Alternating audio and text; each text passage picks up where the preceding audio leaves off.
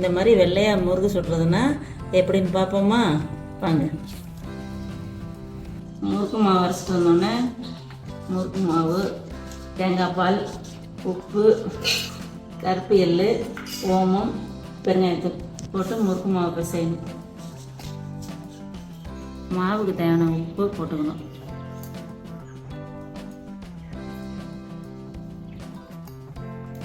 எள் போட்டுக்கணும்.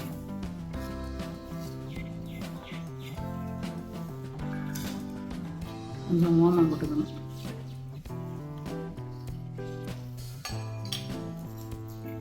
பெருங்காயத்தூள்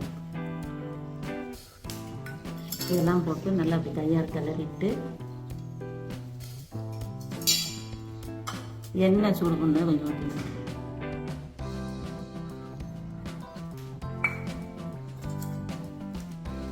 இது நல்லா அப்படி எல்லாத்தையும் ஒன்றா கிளறணும். உப்புலாம் கிளறின பிறகு தேங்காய் பால் எடுத்து வச்சுக்கணும். தேங்காய் பாலை கொஞ்சம் ஒன்றா ஊற்றி இதில் பசைஞ்சுக்கணும்.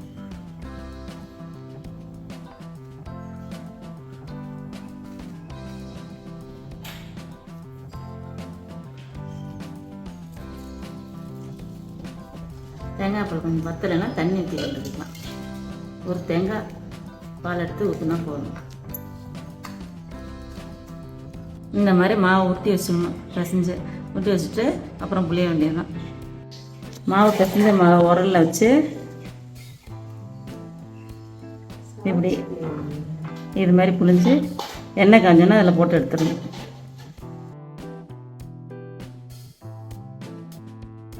கடலை எண்ணெய் ஊற்றி காய்ச்சோடனே அதில் கொஞ்சம் புளி போட்டுக்கணும்.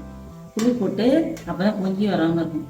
புளி எடுத்துட்டு முட்டை போடணும்.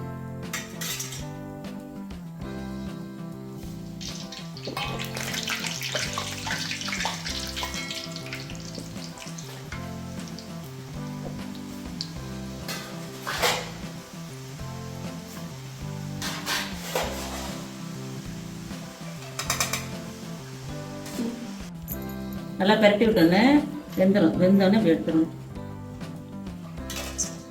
ரொம்ப நேரம் இருந்துச்சுன்னா முறுக்கு சிவப்பு கலர் ஆயிடும்.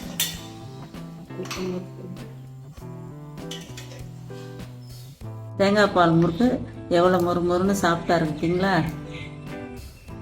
இந்த மாதிரி செய்கிறதுன்னா இந்த வீடியோவை ஃபாலோ பண்ணுங்கள். பிடிச்சிருந்தா லைக் பண்ணுங்கள், ஷேர் பண்ணுங்கள், சப்ஸ்கிரைப் பண்ணுங்கள்.